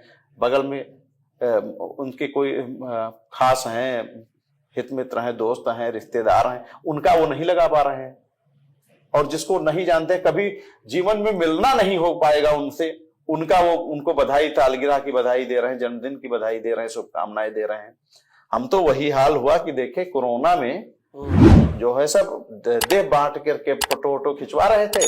और हम अब नाम नहीं लेना चाहेंगे क्योंकि आप लोग पता नहीं कहाँ चलाए, तो हम नहीं चाहते हैं, संबंध अच्छे हैं कि वो इलाका में बांटे और उनके पड़ोस का आदमी भूख खाना के बगैर मर गया, बुजुर्ग आदमी। तो क्या मतलब है ऐसा? हम पहले अपने जहां हम रह रहे हैं वहां देखें कि अगर कोई मान लीजिए किसी के कारण, ईश्वर वैसे सबको दें, सब कुछ दें, लेकिन कोई ऐसा है कि खाया पिया नहीं है, तो उसका हम पहले ध्यान रखें, उसका करें, उसके बाद हम आगे बढ़ें। लेकिन यहाँ इन सबकी मतलब ये सोच नहीं है। यहाँ तो फोटो खिंचाना है, जल्दी फेसबुक पर डालना है, सस्ती लोकप्रियता हासिल करनी है, जल्दी नेता बन जाना है। हम कहते हैं, हमने कहा, हम आज भी कह रहे हैं, उस दिन उन्होंने पूछा था, लालसा ही खत्म हो गई। जैसे चुनाव लड़ने की जो महत्वाकांक्षा थी हमारे अंदर कि हम एमएलए बने या एमएलए चुनाव लड़े। कानून सब इतने चेंज होते जा रहे हैं, नेताओं की स्थिति हम देख रहे हैं, कर पा रहे हैं नहीं कर पा रहे हैं। हम बन ही जाएं तो क्या सेवा कर लेंगे हम लोगों की, कैसे कर पाएंगे जब सब कानून उल्टा सीधा बन जाएंगे। जब हम बनना इसलिए चाहते हैं कि लोगों को के लिए खड़े हो पाए, उनका सहयोग कर पाए। तो जब कुछ रहेगा तब तो हम कर पाएंगे। बलरामपुर नगर पालिका के चेयरमैन धीरेन्द्र प्रताप सिंह धीरू, लोग ऐसा कहते हैं जो उनके समर्थक हैं कि उनके अंदर कहीं ना कहीं योगी आदित्यनाथ की छवि दिखाई पड़ती है। जिस तरह से वो बड़े बड़े प्रोजेक्ट बलरामपुर को विकास करने में, विकसित करने में लगे हुए हैं, और उस विकसित प्रोजेक्ट को करने में उस रास्ते में जो भी चीजें अड़चने आती हैं वो बिना लाग लपेट के उस पर तुरंत कड़ा निर्णय लेते हैं। इस पर हम कोई टिप्पणी नहीं करना चाहते हैं। तो क्या इनके काम को आप किस तरह से देखते हैं? धीरू भाई हमारे मित्र हैं, कोई टिप्पणी नहीं करना चाहते हैं। जैसा भी है ठीक है, अच्छा कर रहे हैं, ठीक है, ठीक ही है। आज इतने सारे डिस्कशन के बाद भाजपा को आप किस स्थिति पे देखते हैं अभी हाल ही फिलहाल में जो ये मुद्दे हुए? देखिए, बहुत क्लियर कट कर रहे हैं।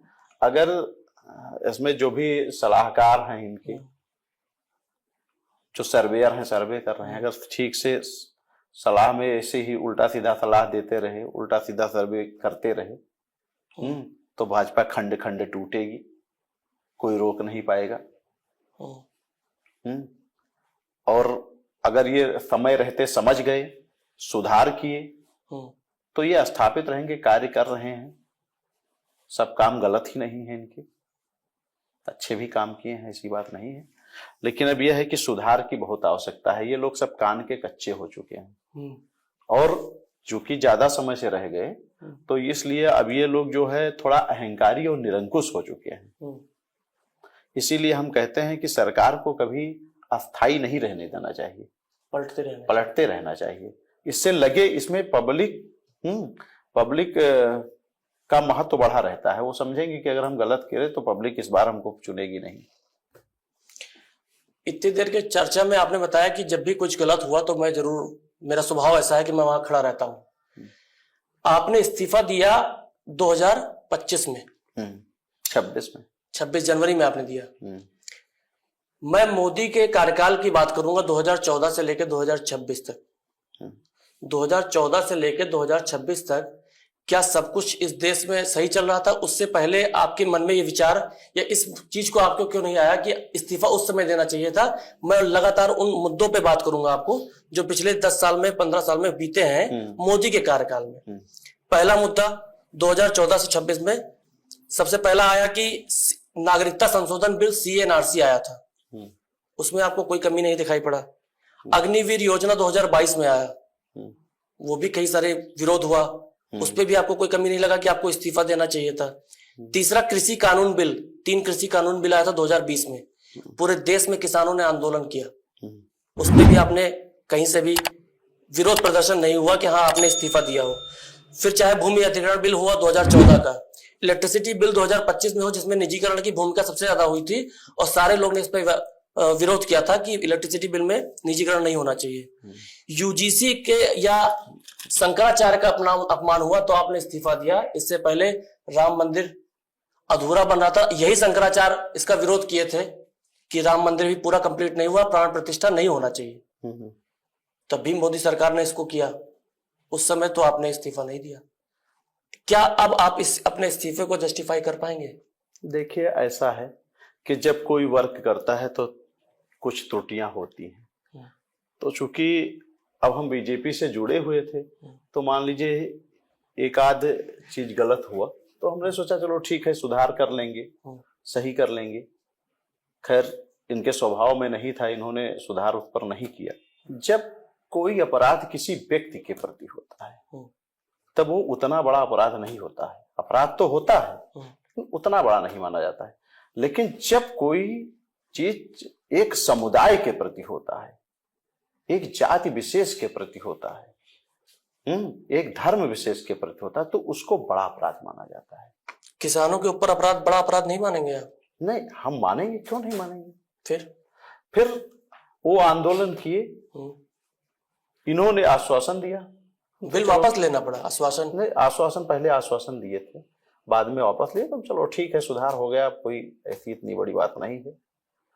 तो अब जब यूजीसी लेकर के आए ये, तो उसमें जो है इन्होंने एक जैसे सवर्ण वर्ग को एकदम अलग थलग कर दिया, पहले ही अपराधी मान लिया। यहां तक कि उसका अपराध अगर वो मन में सोच भी रहा है, अंतर्निहित है अगर, तब भी वो अपराधी है। और अगर मान लीजिए वो ये निवेदन कर दिया समता समिति से कि हमारा नाम गोपनीय रखा जाए, वो करेगा ही, तो उसका नाम भी गोपनीय रखा जाएगा और कार्रवाई कर दी जाएगी, यानी कि उस व्यक्ति को पता तक नहीं चलेगा कि किसके साथ हमने क्या अपराध किया।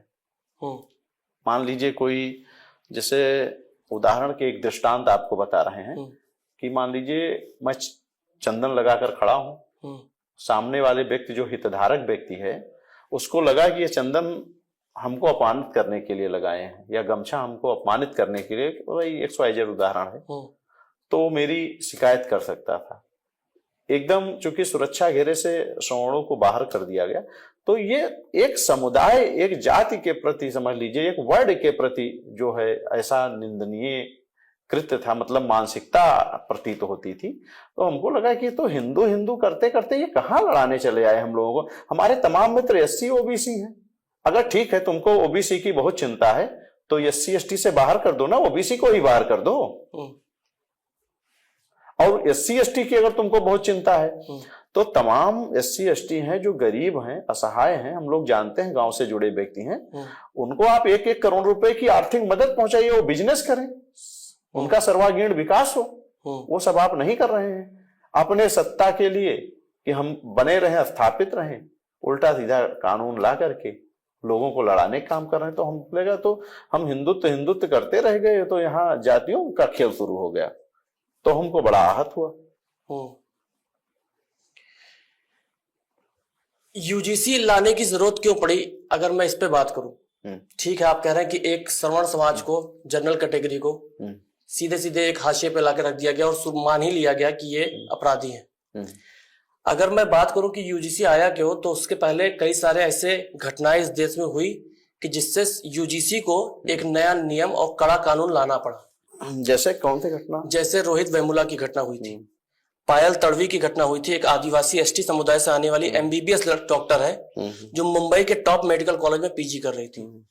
कहीं ना कहीं शोषण इस तरह से हुआ जिसको उसको आत्महत्या करना पड़ा।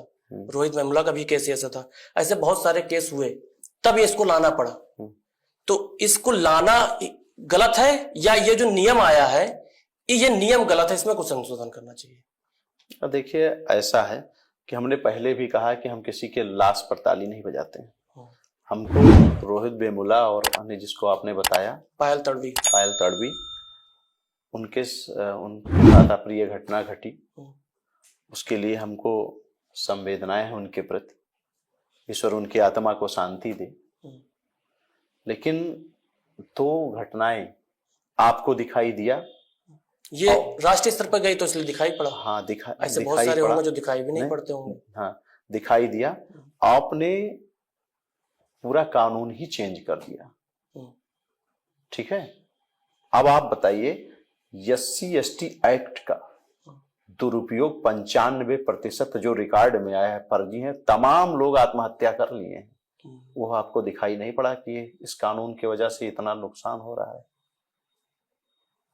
आप कीजिए ना, सही कीजिए, न्याय कीजिए। आप उस कुर्सी पर बैठे हैं तो आप मान लीजिए आपने वोट नहीं दिए तो इसके मतलब थोड़े है, वो प्रधानमंत्री तो सबके हुए ना। बिल्कुल। तो उनको अपनी जनता को ध्यान में रखते हुए कार्य करना चाहिए। बात हमारी समझ रहे हैं? तो उनको, जैसे रोहित वेमुला को देख रहे हैं, वैसे तमाम सवर्ण OBC भी आत्महत्या किए हैं SC ST की वजह से। तो उनको ध्यान में तो ये जो कड़े कानून होते हैं, चाहे SC ST हो, चाहे डाउरी हो और चाहे ये UGC हो, ये कड़े कानून ही इसलिए बनाए जाते हैं कि कहीं ना कहीं इसका तो दुरुपयोग हो सकता है, मानता हूं, लेकिन कड़ा बनाने का उद्देश्य यही हुआ कि ना हो, लेकिन हो रहा है।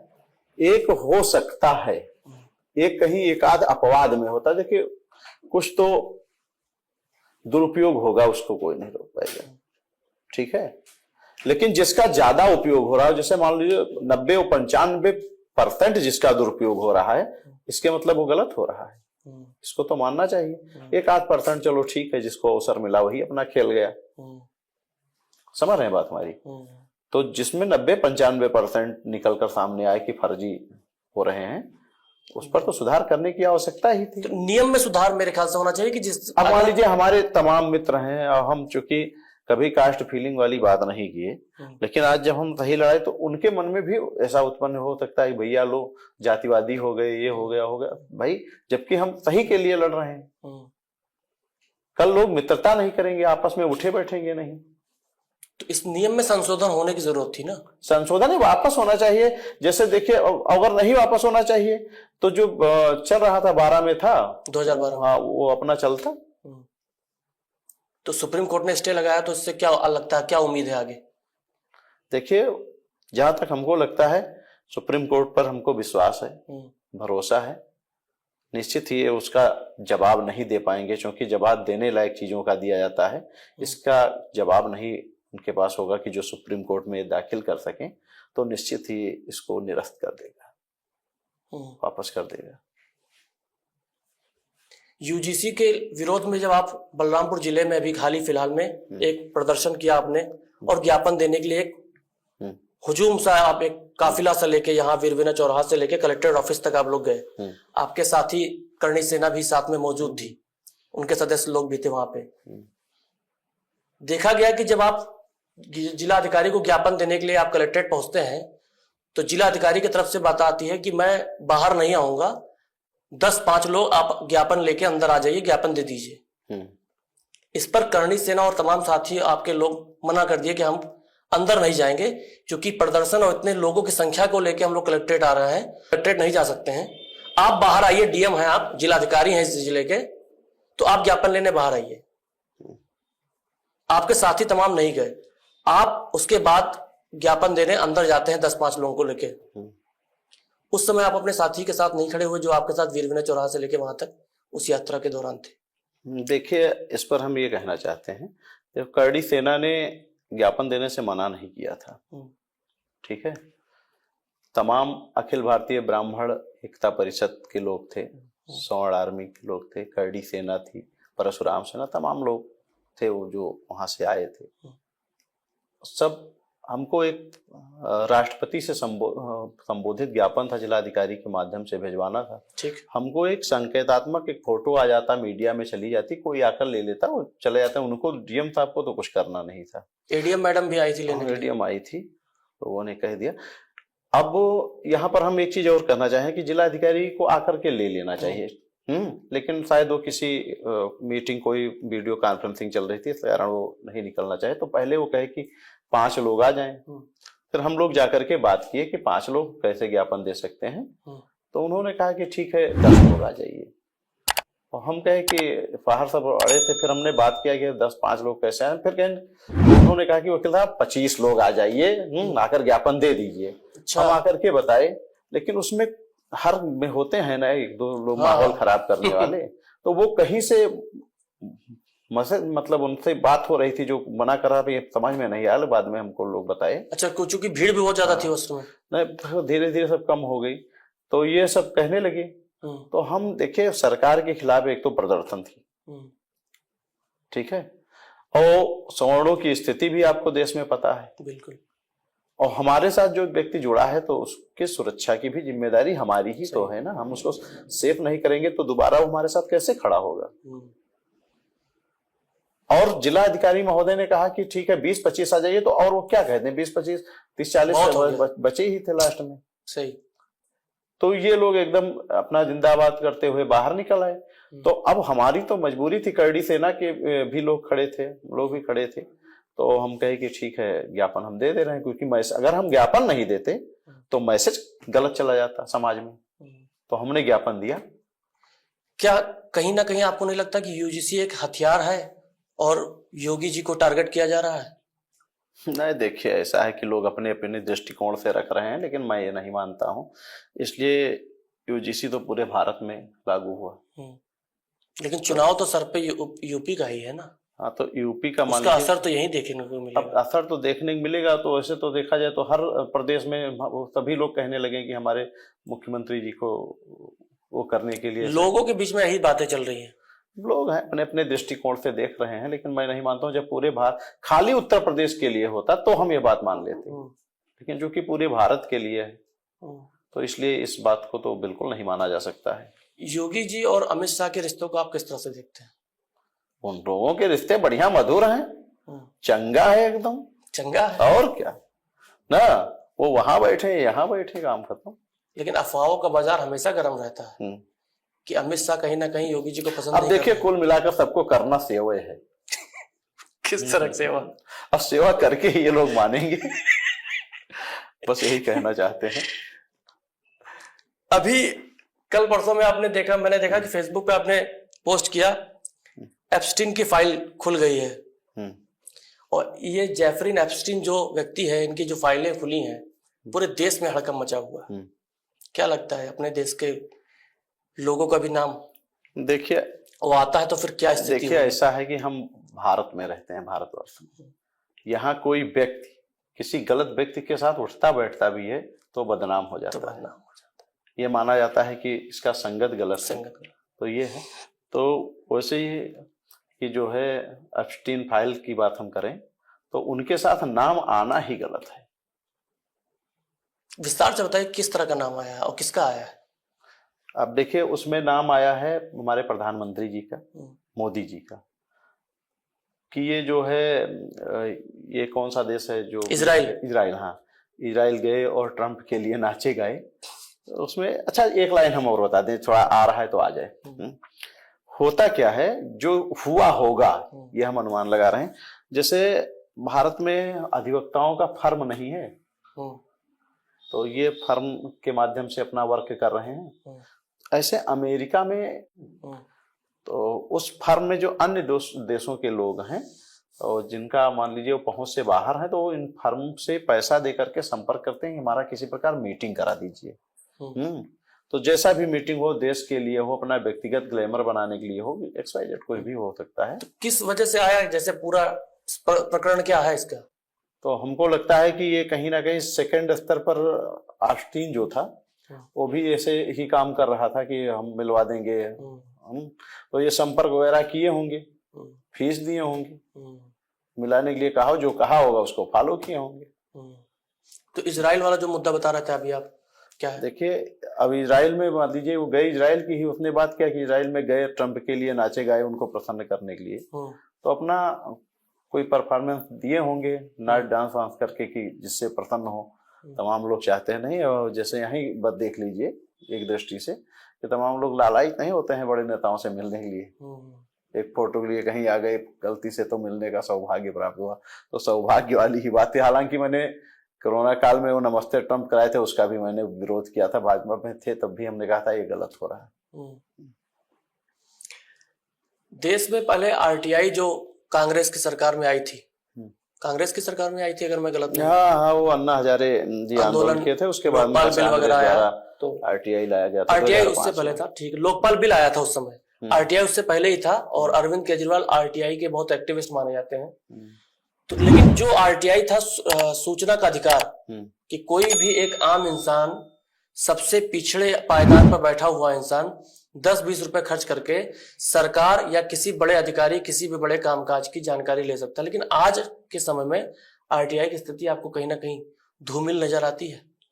बिल्कुल, पब्लिक का ये समझिए बहुत प्रमुख एक ही हथियार था, प्रमुख ना कहिए, पब्लिक का सिर्फ एक मात्र हथियार था RTI। बहुत गहरा चोट लगा है इससे हमको भी, समझ लीजिए। तो इसको भाजपा ने कमजोर कर दिया, ठीक है। RTI आयुक्त का पावर जो है सुप्रीम कोर्ट के जज के बराबर होता था। पहले RTI से कोई सूचना वगैरह मांग लो तो लोग घर तक निवेदन करने जाते थे कि वापस ले लीजिए, कर लीजिए। क्या दिमाग में आए, कोई इनसे कुछ मांग लिया, कैसे क्या हुआ, हम नहीं आना चाहते हैं। लेकिन उसके बाद इन्होंने RTI बड़ा कमजोर कर दिया। अब तो स्थिति ये हो गई कि बाबू के बराबर पावर है RTI आयुक्त का। तो वो लोग देना चाहते हैं तो देते हैं, अगर मन हुआ तो दे दिया, नहीं मन हुआ तो रिपोर्ट लगा कर भेज दिए। आरटीआई बहुत कमजोर कर दिया, पब्लिक का हथियार था, काट दिया, हाथ काट दिया पब्लिक का एकदम। तो अब तो बातचीत मेरे ख्याल से लगभग हम लोग ने सभी टॉपिक पे कोशिश किया है कि कवर करने की और आपके विचारों को जानने की। आप भी संतुष्ट होंगे मेरे ख्याल से। अब हमारा धन्यवाद। अब हमारा अगला राउंड चलता है जिसको बोलते हैं हम रैपिड फायर राउंड।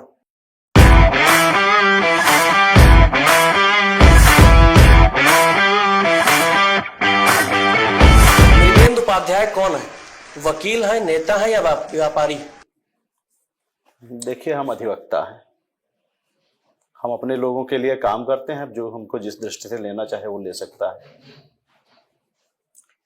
अगर बसपा, सपा, कांग्रेस या किसी अन्य पार्टी से आज के टाइम पे फोन आता है तो मृगेंद्र उपाध्याय किस पार्टी में जाएंगे? अभी हमारा कोई जवाब नहीं होगा, अभी हम विचार करेंगे कौन पार्टी हमारे समाज के लिए हितकर साबित होता है। देश के लिए सबसे बेहतर प्रधानमंत्री किसको देखते हैं? राहुल गांधी, योगी आदित्यनाथ, नितिन गडकरी या फिर नरेंद्र मोदी ही सबसे बेहतर प्रधानमंत्री हैं इस देश के लिए? अभी हम इस सब में किसी का नाम नहीं ले सकते हैं, किसी एक का नाम? किसी का नहीं लेंगे। अभी हम एनालिसिस करेंगे, इस पर विवेचना करेंगे कौन परफेक्ट है, उनको पढ़ेंगे हम ठीक से। पिछले 2014 से 25 तक का कार्यकाल आपने नरेंद्र मोदी का देखा तो इसीलिए तो इस्तीफा दिए ना। तो इसका मतलब इनका नाम तो रिजेक्ट है, बाकी और भाई आपको पढ़ना पड़ेगा और हम देखेंगे। राहुल गांधी आपको बतौर प्रधानमंत्री, ये कहना तो बिल्कुल गलत होगा, कौन पसंद करते हैं, क्योंकि अभी हम किसी को पसंद नहीं करते हैं, लेकिन हम राहुल गांधी को जननायक की तरह देखते हैं। संघर्ष कर रहा है, विषम परिस्थितियों में वो टूटा नहीं, तोड़ने के लिए सब बहुत प्रयास किए। उत्तर प्रदेश के लिए किस नेता को आप बेहतर मानते हैं? अखिलेश, योगी आदित्यनाथ या मायावती? इसमें भी कुछ नहीं कह सकते हैं। तीनों को तो आपने देखा, तीनों का कार्यकाल देखा, किसी एक का नाम लेना है। अभी कुछ नहीं कहा, नहीं। फिर भी एक नाम अगर आपको लेना ही पड़ जाए कि अखिलेश, योगी, मायावती, किसका कार्यकाल आपको ठीक लगता है? बिल्कुल नहीं कह सकते हैं। प्रदेश के लिए कौन अच्छा होगा या है? देखिए, ऐसा है कि अगर हम इस पर जाएं तो मान लीजिए किसी का भी नाम आ जाए, हम कहते हैं कि आपको बना दिया जाए या हमको बना दिया जाए, एक ये दृष्टांत है। तो जो परंपराएं इन लोगों ने डाल दिया है, जो भी पार्टी आएगी इसी परंपरा के अनुसार चलेगी, तो आप समझ सकते हैं कि क्या करेगा वो। बलरामपुर के 4 विधानसभाएं, चारों विधानसभा के जो विधायक है मौजूदा समय में, किसकी विचार और कार्यशैली आपको अच्छा लगता है? देखिए, इन चारों में पलटू राम जी का ठीक है। लोकसभा की अगर बात करें तो साकेत मिश्रा जो लोकसभा के उम्मीदवार थे, हार गए, या जो मौजूदा समय में राम शिरोमणि वर्मा है सांसद, किसको बेहतर आप समझते हैं? दोनों उसी प्रकार हैं। उसी प्रकार मतलब ना ये मिलते हैं पब्लिक से, ना वो मिलते हैं पब्लिक से, दोनों लापता। हाँ, इस हिसाब से तो दद्दन मिश्रा ठीक है। सही है। अब फिर मैं नगर पालिका बात करता हूं तो आप नगर पालिका से बातचीत करने में थोड़ा सा बचने की कोशिश करते हैं, आप बचने सोचते हैं कि ना बात किया जाए, लेकिन फिर भी अगर मैं बात करना चाहूं कि एज ए चेयरमैन जो पूर्व के थे शाहबान अली या जो वर्तमान में है धीरू सिंह, कौन बेहतर काम कर रहा है विकास बलरामपुर के लिए? अगर मैं बात करूं कि बलरामपुर को एक नई दिशा या नई ऊर्जा कहां मिल रही है? देखिए, धीरू भाई हमारे मित्र हैं, क्लासमेट रहे हैं। अच्छा, जो भी कर रहे हैं अच्छा ही कर रहे हैं, उनको अच्छा ही हम कहेंगे, लेकिन साबान के भी संघर्ष को हम दरकिनार नहीं कर सकते हैं। हमने संघर्ष की बात नहीं किया सर, आप समझे नहीं सवाल। बलरामपुर के लिए कौन बेहतर है, जो बेहतर काम कर रहा है या कर रहा चाहता है? व्यक्तिगत संघर्ष किसी का भी हो, अलग बात है। व्यक्तिगत संघर्ष की बात ही नहीं करते हैं हम, व्यक्तिगत पर क्यों जाएंगे? लेकिन जैसे मेमोरियल हॉस्पिटल था तो यहाँ से जा रहा था, ठीक, उसके लिए उन्होंने तो सारा श्रेय रिट दायर किया और बचाया, तो काम तो साबान ने किया, तो उसको हम मान रहे हैं। धीरू सिंह भी अच्छा काम कर रहे हैं, लोगों के दुख सुख में खड़े रहे हैं, विकास पर भी तमाम नाली सड़कें सब बनवा रहे हैं। अभी देखिए घंटा घर बनवाने जा रहे हैं, तो वर्क तो वो भी कर रहे हैं। बेहतर, सबसे बेहतर। अब देखिए बेहतर जो Who is the best? अब वो मित्र है तो नीरू भाई को कह देंगे बेहतर। चलिए सर, बहुत बहुत धन्यवाद। ये थे हमारे साथ मृगेंद्र उपाध्याय जी, वरिष्ठ वकील अधिवक्ता हैं, और इनके साथ बातचीत करके हमें बहुत अच्छा लगा। और इस पूरी बातचीत को अगर आप देखेंगे तो आपको बहुत बेहतरीन और शानदार लगेगा, जानकारियों का आपको बहुत सारी चीजें मिलेंगी। बहुत बहुत धन्यवाद sir. Thank you, thank you, thank you.